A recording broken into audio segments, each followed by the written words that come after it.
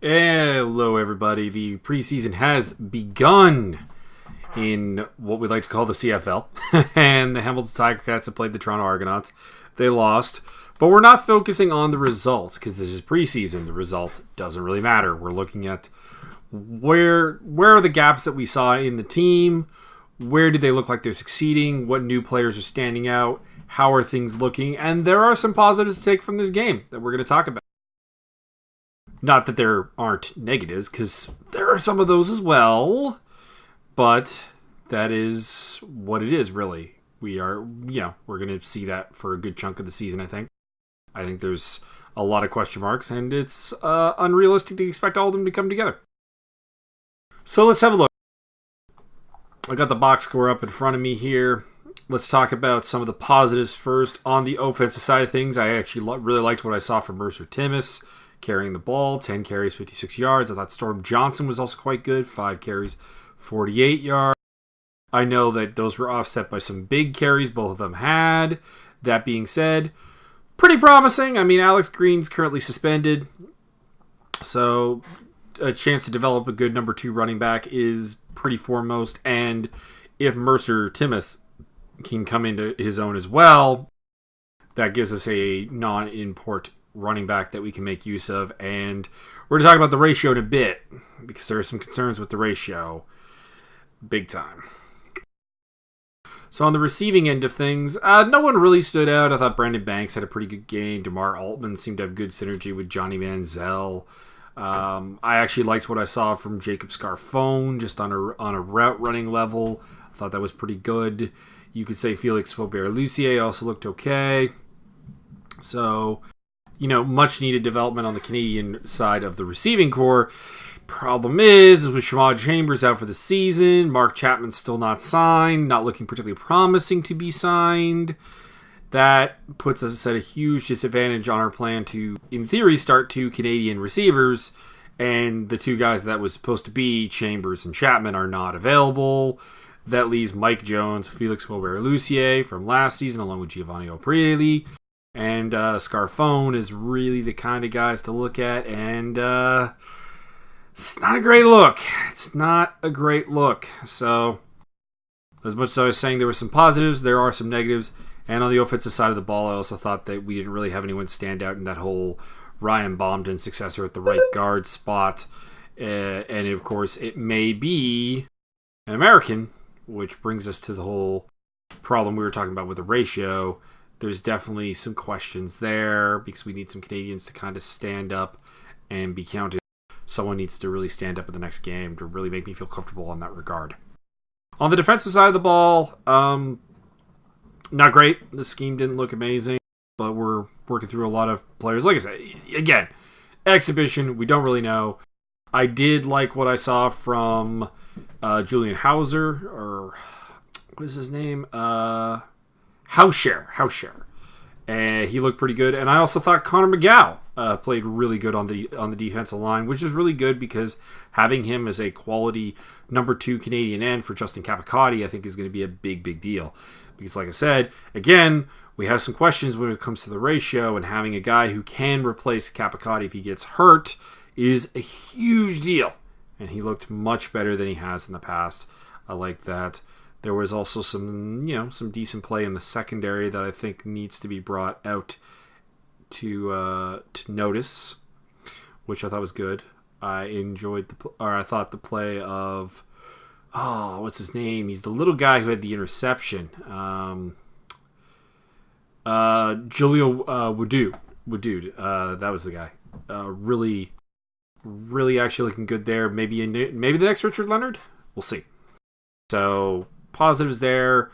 Not a lot of negatives on the defense, I guess, other than, the score line is not good. But, still. So, that's pretty much positives. The biggest positive is probably the return game. Frankie Williams and Bryce Wilkerson. Congratulations, gentlemen. You delivered. You have put the pressure on Willie Quinn. You have given us a lot of guys who can potentially return the ball, a lot of potential successors for Brandon Banks. Looking great on the secondary. And of course, let's talk about Johnny Manziel. On the good side, Johnny Manziel looked like he was making relatively smart decisions, even if he wasn't going deep into read progressions. But, he's not panicking. He's doing a pretty decent job of that. Liked what I saw there. Had a hard time getting out of the pocket, which is where he's going to be the most effective. Some have suggested that is just a matter of him getting into full playing shape that he's probably not quite in yet, because we do know that he got kind of out of shape during his time away from the NFL.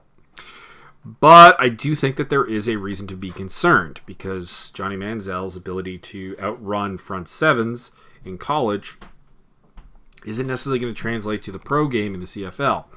A lot of people kind of forget that in the CFL, due to the general much smaller size of linebackers and defensive linemen, that there's going to be a lot more speed in the average team's front seven than Manziel's used to facing. And Manziel likes to his scrambling ability is not Doug Flutie-esque or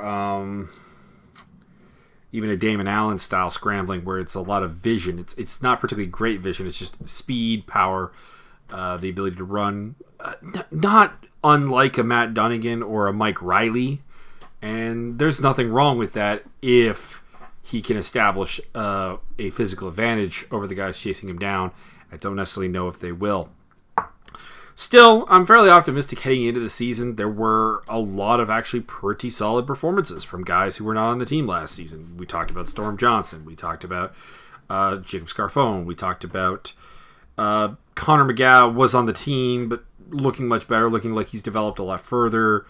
We had Wadood in the secondary, and of course the kick return game looking great. And I mean, again, the huge thing is, of course, getting a very good kicker for the upcoming season that I think will also help a lot. So there is a lot of positives, even if there are some negatives. There still is the controversy of what does Manziel fit on the team? Does he take over from Masoli? Does he fail? Does he?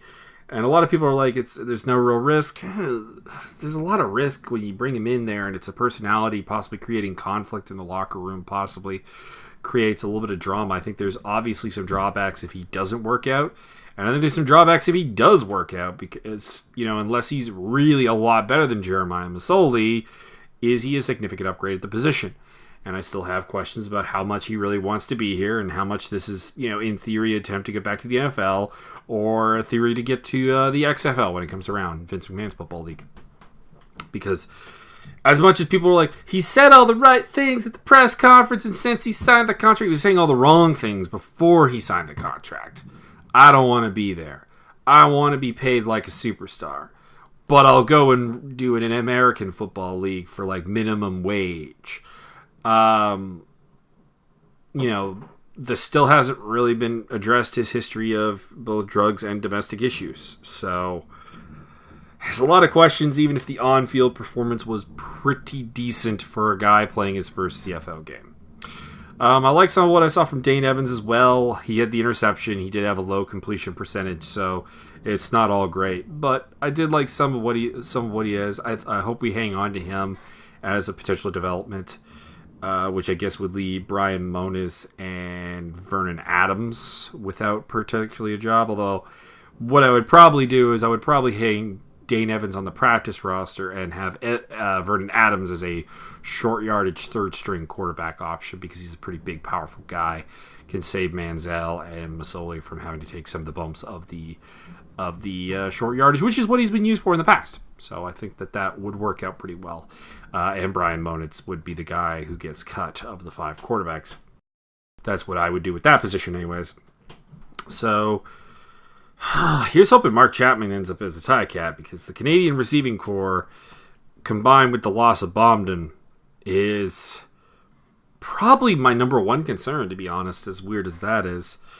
Just figuring out how to balance that ratio, unless we're going to move some starters elsewhere, and maybe that means Mike Daly starts at safety and move Courtney Stevens to a cornerback role or something, which I could get behind, because Courtney Stevens has been a pretty proficient cornerback. I think Mike Daly is really a kind of underrated potential cog in the piece, or a cog in the machine, with the ability to possibly play that safety role. So there is that. That's all I got for this game. again, it's exhibition, so there's not a ton to talk about the actual action. So here's hoping for a better result in the next preseason game. Here's hoping we get to look at some of the guys and some people shine, particularly looking at those non-import receivers and potential candidates for the fifth starting spot on the line. Also, what was the deal with Riker Matthews not playing? Wasn't on the roster apparently. Anyways, that's what I got. We'll talk to you after the next game.